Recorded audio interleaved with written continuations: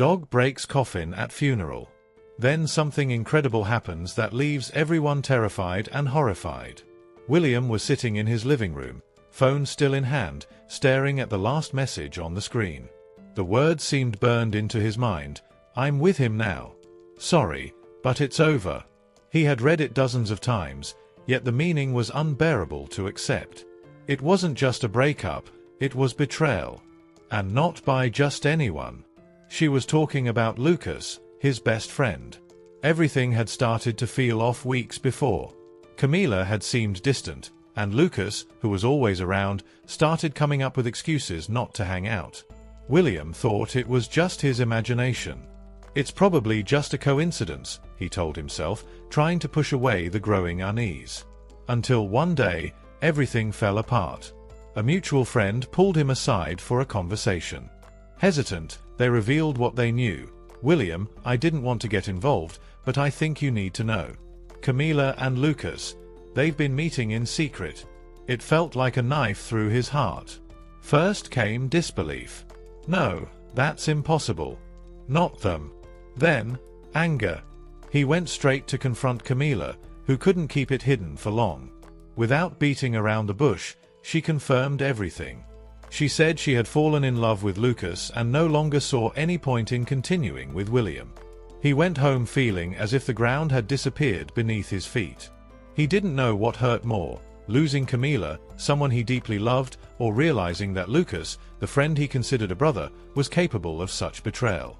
His trust in both of them crumbled all at once. It felt as if the world around him had turned grey and empty. In the following weeks, William tried to carry on, but it was impossible. Every corner of his home seemed to hold a memory of the two of them. Camila's smile in a photo on the shelf. A shirt Lucas had forgotten during a visit. Everything felt like it was mocking him. He could barely sleep, and when he did, he'd wake up suddenly, heart racing, tears streaming down his face. He didn't know how to cope. People tried to help, saying things like, "You deserve better," or "This will pass," but nothing made sense in those moments. William felt a mix of sadness and anger, but, above all, an overwhelming emptiness. It was as if he hadn't just lost two important people but also the ability to trust anyone again. The worst were the questions that wouldn't leave his mind. Was I not good enough? Was it all a lie?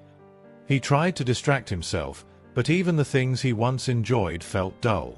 The feeling of betrayal was like a constant weight on his chest, a reminder that sometimes the people we love the most can hurt us the deepest. William felt alone in his pain, but little did he know his life was about to change in a way he could never have imagined. William's days had become monotonous.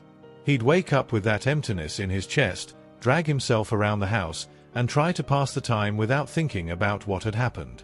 But the truth was, he couldn't forget. He felt stuck, as if he was sinking in emotional quicksand with no way out. On one particularly hard day, William decided to leave the house. He needed fresh air to clear his mind. He grabbed a jacket and began walking aimlessly, hands in his pockets, head full of thoughts. He wandered into the woods near his house, a place he used to visit when he wanted to be alone. The walk was quiet and uneventful until he heard a faint noise coming from a bush up ahead. At first, he thought it was his imagination, but the sound persisted. It was a soft whimper, a faint cry. Curious, he approached cautiously. When he parted the branches, what he saw made him stop in his tracks. It was a puppy. A small, skinny dog with dirty fur and wide, fearful eyes. It was trembling, probably from cold or hunger, and looked up at William as if pleading for help. In that moment, something inside him shifted. For the first time in weeks, he felt a spark of something different. Compassion, maybe even hope. William knelt down and extended a hand. "Hey, little one, are you lost?" he whispered gently, trying not to scare it. The puppy hesitated for a moment but then took a step toward him. It was as if the dog instinctively knew it could trust William. He carefully picked it up, feeling its frail body against his. The puppy was so small it fit in his hands, its breathing like a relieved sigh. Without hesitation, William brought the puppy home. Once there, he gave it a bath, found some food for it, and improvised a cozy place for it to sleep. The little dog devoured the food as if it hadn't eaten in days and then promptly fell asleep. William watched it sleep, feeling something new stir within him. He decided to name the puppy Toby. It was a simple name, but it felt perfect for the little survivor. Toby wasn't just a dog, he was a sign that not everything was lost. In the days that followed, Toby brought light back into William's life. He ran around the house, made a mess, and, most importantly, managed to bring smiles to someone who thought he'd never smile again. Their bond was instant. Toby followed William everywhere, and William realized that by caring for the small dog, he was also, in a way, taking care of himself. Toby gave him a sense of purpose, something he had lost after his breakup with Camila. William began to feel less alone. It was as if Toby understood his pain, as if he was there to show him that even in the darkest times, something good can emerge. Before we continue, don't forget to like the video and subscribe to the channel if you love animals and their emotional stories. With Toby in his life, William found some relief from his sadness. But no matter how much joy the little puppy brought, the real-life problems continued to weigh heavily on his shoulders. He didn't have much money, and the bills piled up on the kitchen table like a mountain of worries he didn't know how to solve. His mother, who had been sick for months, needed expensive medication. And Toby, despite being small, also needed care, food, and a home that could stay standing. William knew he couldn't afford to stand still. He had to work hard, to support his family, now consisting of himself, his mother, and Toby. It wasn't easy to find work in town. Most of the opportunities were temporary gigs, physically demanding and often dangerous. But he took whatever he could get, without complaint. He knew he had to fight. One of the hardest jobs was with a company that felled trees in the forest. William disliked the idea, but he needed the money. The work was exhausting, starting before sunrise, carrying heavy tools, and spending hours cutting down massive trunks. Each day, he returned home with sore muscles, aching feet, and an overburdened mind. Toby greeted him at the door every day, his tail wagging and his eyes filled with joy. No matter how tired William was, that small gesture always managed to bring a smile to his face. It reminded him that, despite all the weight he carried, he wasn't completely alone. Besides the forestry work, William took on other jobs whenever he could. He cleared lots, carried crates at markets, and even helped with home renovations. He worked tirelessly, often skipping meals to save money for his mother's medication. Yet, no matter how difficult things got, Toby never went without food or affection. The little dog became William's greatest motivation to keep going.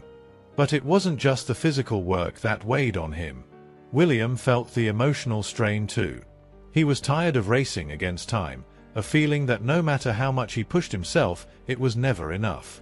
Even so, he didn't give up. The image of his mother resting on the sofa while Toby played at her feet was what got him out of bed every day. He knew he couldn't fail them. Despite the hardships, Toby seemed to understand William's struggle. In moments when he collapsed onto the floor, exhausted, the little puppy would lie beside him, as if to say, "You're not alone." Somehow, that gave William the strength to keep going. It was just another day for William. He woke up before the sun, put on his work clothes, and left the house, his body weighed down by fatigue. He knew he couldn't stop, not with so many bills to pay and his mother's health depending on him. Before he left, Toby stood at the door, looking at him with that expression that seemed to say, "Be careful." William gave the puppy one last look, sighed, and walked out. At work, the atmosphere was tense. The task that day was to fell a row of massive trees, and any mistake could be fatal. William was used to the danger, but he always stayed vigilant. He knew that a single moment of carelessness could come at a high cost. Around midday, as everyone was focused on cutting one of the largest trees, something went wrong. One of the ropes securing the trunk snapped, and the tree began to fall in the wrong direction. It all happened too quickly. Shouts echoed through the forest as men scrambled to get out of the way, but in the chaos, no one noticed that William was directly in the tree's path. The impact was devastating. The tree crashed down with force, sending up dust and splinters everywhere. When the chaos subsided, William's co-workers began searching for each other. "Where's William?" someone asked. They called out to him, but there was no response. That's when they found a body among the wreckage. It was burned, unrecognizable. Without a second thought, they assumed it was William. The news spread quickly. William had died in a tragic workplace accident. Meanwhile, back at home, Toby seemed to sense that something was wrong. The puppy was restless, pacing back and forth and whimpering occasionally. He stayed at the door all afternoon, staring at the horizon as if waiting for something, or someone. When the news reached William's family, their world seemed to stop. His mother, already so frail, broke down in tears. "He was trying to do his best for us," she said as friends tried to comfort her. Toby, however, remained agitated, almost as if he refused to believe what was happening. The funeral was scheduled for the next day. The air was heavy with sorrow, but there was something strange about it. Toby, who usually stayed close to William's mother, was unusually restless. Instead of lying at her feet as he usually did, he paced back and forth, staring intently at the coffin. His behavior quickly caught the attention of those around him. "He must be missing his owner," a neighbor said, trying to explain what seemed like a natural reaction for a grieving animal. But Toby didn't just seem sad, he seemed agitated, almost desperate. As the mourners began to form a line to pay their last respects, the puppy tried to approach the coffin. He stood on his hind legs, as if he wanted to climb up and see what was inside. William's mother held Toby gently. "Calm down, Toby," she said through her tears. But Toby wouldn't calm down. He kept trying to break free, pulling at his leash and whining softly.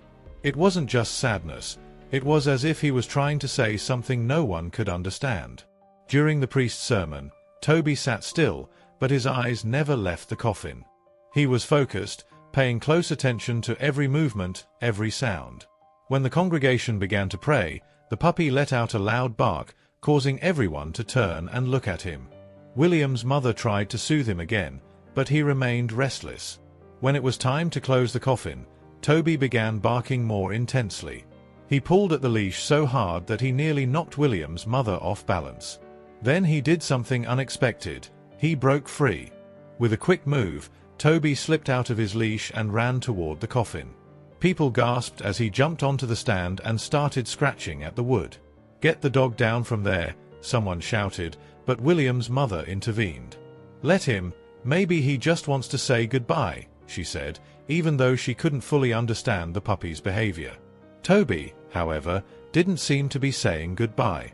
He sniffed the coffin, scratched it, and let out small whimpers, as if trying to say, "He's not here." People began whispering among themselves. "I've never seen a dog act like this," a man said.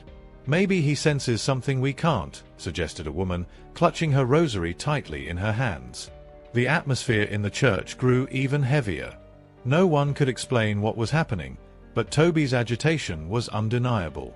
When they finally managed to grab Toby and take him outside, he continued to whine, looking back as if he wanted to return. William's mother, her eyes full of tears, held him tightly. "What do you know, Toby?" she whispered softly, as if hoping he could answer. Toby's behavior left everyone with an eerie feeling. It was as if he knew something no one else could understand. While William's funeral was taking place, a team of investigators returned to the site of the accident to re-examine the wreckage. Doubts had arisen about the burned body initially found, and their superiors had ordered a new analysis to confirm the details. The scene was desolate, remnants of massive trees scattered across the ground, damaged tools, and the lingering smell of burned wood in the air. The team began working in silence, carefully examining every inch of the site. One of the investigators, scanning the debris, suddenly froze. "Hey, there's something here," he shouted, calling the others. Beneath a pile of branches, something seemed to be moving. At first, they thought it might be an animal, perhaps a bird trapped in the wreckage. But as they cleared the pieces of wood, they realized it wasn't an animal. It was a man. "My God, he's alive!" exclaimed the investigator in disbelief. There was William, breathing laboriously but alive. He was covered in dirt, with injuries on his face and arms, and he looked utterly exhausted, as if he had been fighting to survive for days. No one could believe what they were seeing. He wasn't supposed to be there. According to earlier reports, The burned body found had been identified as him. "William, can you hear us?" one of the men asked, trying to help him up. William slowly opened his eyes, confused, and mumbled something no one could understand. He was dehydrated, weak, and clearly in shock. They immediately called for an ambulance, doing their best to stabilize him with water and blankets. The team began piecing together what might have happened. Judging by William's condition, it seemed he had been thrown clear by the impact of the falling tree and trapped under the branches, partially protected from the fire. It was a miracle he was still alive. "This doesn't make sense," one of the men commented. "He should be dead. Anyone else wouldn't have survived this." As William was taken to the hospital, the questions kept mounting. If he was alive, whose body had been found earlier? The confusion deepened, but the priority at that moment was ensuring William received medical attention. Still groggy, William began murmuring a name. "Toby," he said, his voice barely audible but loud enough for one of the investigators to hear. "Who's Toby?" the man asked, but William didn't respond. He passed out shortly after, exhausted from everything he had endured. The news that William was alive began spreading quickly among his co-workers, but it had not yet reached the funeral. For the rescue team, that day would be remembered as a miracle. For William, however, it was just the beginning of a story no one would believe. While William was being taken to the hospital, the investigative team started focusing on one perplexing detail: the burned body found in the wreckage. Up until that moment, everyone had believed it was William, but now it was clear they had been wrong. The question lingering in the air was, if William is alive, then who is this person? The investigators reviewed the accident site again. The burned body had been found near the fallen tree, but there were signs that the person hadn't been directly involved in the work. They weren't wearing protective gear, raising suspicions that they might not have been part of the team. However, the identity of the body remained a mystery. At the hospital, as William recovered, he was still too disoriented to provide clear information. He knew something terrible had happened, but he couldn't recall all the details. Meanwhile, investigators worked to piece together the puzzle. They checked the attendance records of the workers that day and confirmed that no one was missing among William's colleagues. So, who was the person found at the site? The next steps were challenging. The burned body was in such a state that identification was nearly impossible. More thorough tests, such as DNA analysis, were required, but these would take time. Meanwhile, the news that William was alive began to spread throughout the town, causing both relief and confusion. At the funeral, the atmosphere was already heavy, but something strange began to happen. The people, still processing Toby's agitation, started hearing rumors that William had been found alive. A relative's phone rang, and when they answered, their expression turned to shock. "What? William is alive?" they shouted, drawing everyone's attention. It was like an emotional explosion inside the church. Some cried, while others were in disbelief. But the confusion over the body found at the site left everyone with a mix of relief and unease. Back at the investigation, a new clue emerged. One of the forest workers recalled seeing an unfamiliar figure near the accident site before it happened. "I thought it was just someone passing by," he said. "But now that I think about it, it might have been that person." This raised the possibility that the body belonged to someone who was simply in the wrong place at the wrong time. While the identity of the burned body remained a mystery, all eyes were now on William. He was the key to understanding what had really happened that day. But deep down, there was a lingering sense that fate had intervened in some way. William's survival seemed miraculous, and the confusion surrounding the body only added to the mystery. At the church, the funeral continued in a mix of sorrow and strangeness. Toby, William's small dog, wouldn't stop displaying his restlessness. Some tried to calm him, while others ignored him, assuming it was normal behavior for a dog mourning its owner. Suddenly, the sound of a ringing phone broke through the heavy silence. It belonged to one of William's relatives, who quickly answered, worried it might be something important. What they heard left them speechless. "What do you mean he's alive?" the man asked, his voice filled with disbelief. The entire church seemed to freeze. People looked at each other, trying to understand what was happening. "Repeat that, please." "William is alive." The news seemed unbelievable. As the call continued, William's mother, still holding Toby, approached and asked in a near whisper, "What did you say?" When the man confirmed what he'd heard, she dropped the handkerchief from her trembling hands. Tears began streaming down her face, but this time, they weren't of sadness. "My son is alive," she repeated, as if she needed to hear those words over and over to believe them.